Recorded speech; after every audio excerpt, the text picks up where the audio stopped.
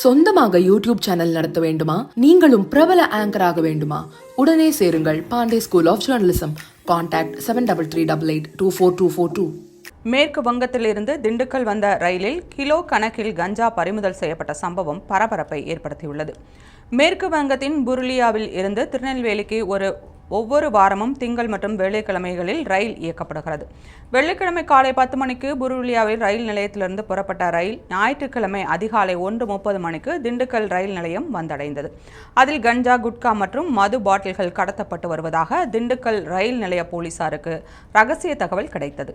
அதன் பேரில் ரயிலின் S3 பெட்டி மற்றும் முன்பதிவில்லா பெட்டிகளில் கேட்பாரற்று இருந்த பைகளை ரயில்வே போலீசார் சோதனை செய்தனர். அப்போது ஒரு பையில் 18.5 கிலோ கஞ்சா இருப்பதை கண்டு போலீசார் அதிர்ச்சி அடைந்தனர். அந்த பை யாருடையது என்று கேட்டபோது தங்களுக்கு தெரியவில்லை என ரயில் பயணிகள் கூறினர். இதையடுத்து கஞ்சாவை பறிமுதல் செய்த போலீசார் அவற்றை தமிழ்நாடு போதைப்பொருள் புலனாய்வு பிரிவு போலீசாரிடம் ஒப்படைத்தனர்.